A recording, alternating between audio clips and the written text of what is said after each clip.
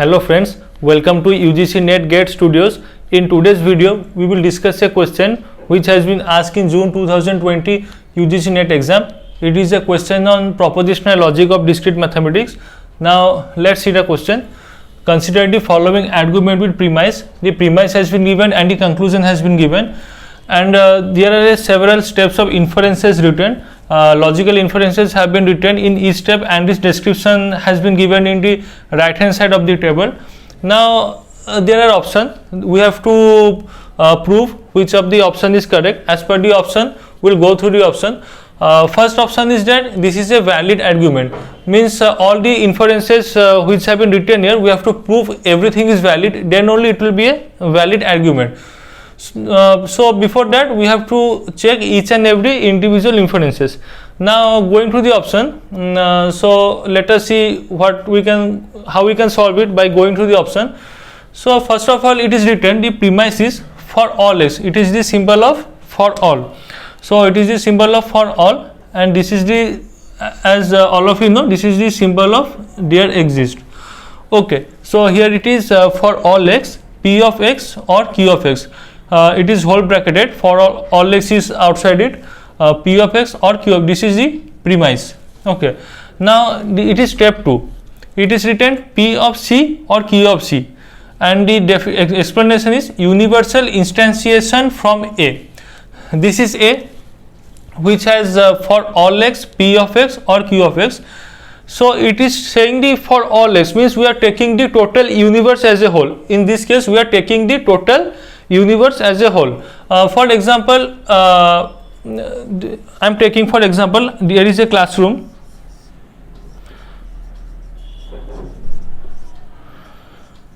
Here is a classroom. All the students are from computer science background. Here we are taking for all x, the students are from computer science background. Now if I have to instantiate it, means I have to take out a single entity from it. I am taking out one single student from here. For example, it is a one single student, I have taken it from here. So this student will, I am writing it in the top, this student here is single. I am, for example, if I am taking this single student, then this student will represent a single variable c. So I can say that this student has been derived from the entire population, from the entire sample. This student has been derived, and it also represents this, means he or she belongs to computer science department of that classroom, computer science subject. He or she belongs to the computer science subject of the students present in this classroom. Okay, so I have from all the students, I have drew a single student from all the students present here.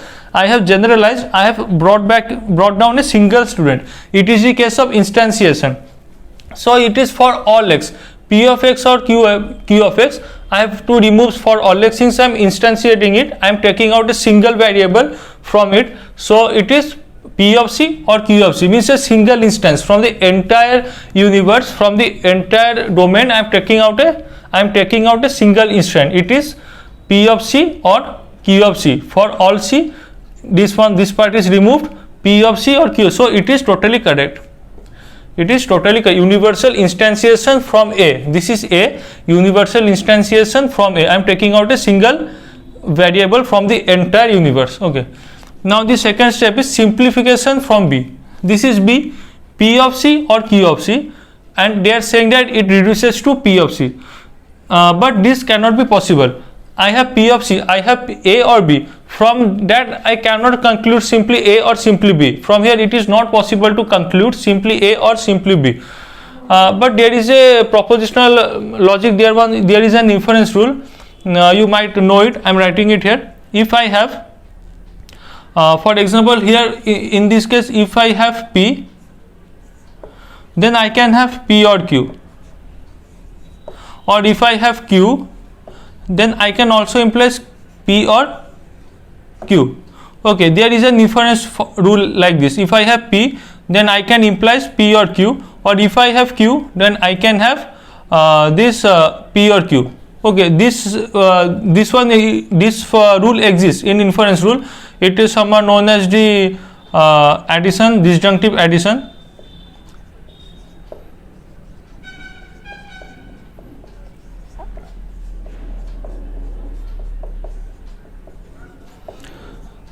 but here it is the reverse case. It is saying P or Q and I have P. So it is not possible. From A or B, I cannot simply conclude either A or simply directly B. So the same case applies here. It is written simplification from B, from P or Q to Q. It is also not possible.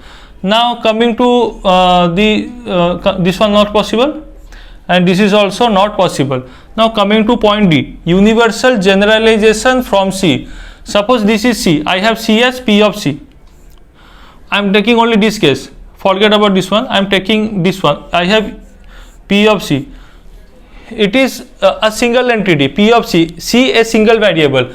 Now if I have to convert it to for all, means I have to expand it to the entire domain in case of P of C. So here I have to simply put for all x P of x.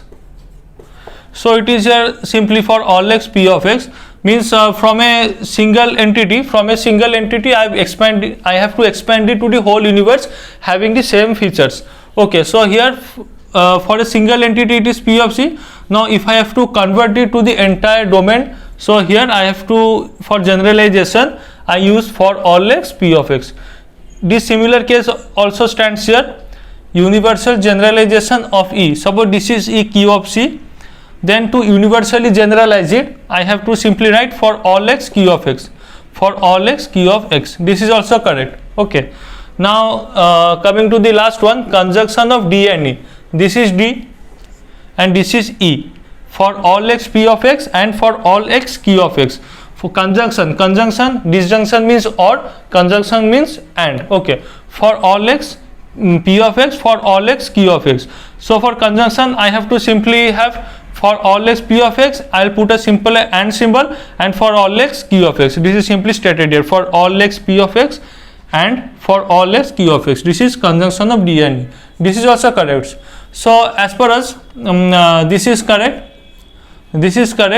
and universal generalization is correct, and these two are wrong. So here we have A, B, C, D, E, F and G. So this is the best possible option. The options are given like this. The options are given in the question paper as this.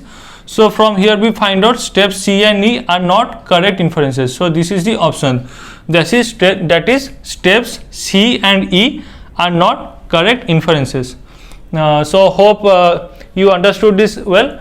If you have any doubt regarding this, please do mention it in the comment section. We will be happy to help you out. And please do join the Telegram and WhatsApp group given in the description, so that you can post your doubts as well. Any doubt in any question you have any doubt, or if you want us to solve a question, then please mention it in the WhatsApp or Telegram group. We'll simply solve it out. And do like, share and subscribe this channel for more videos of this type. Thank you.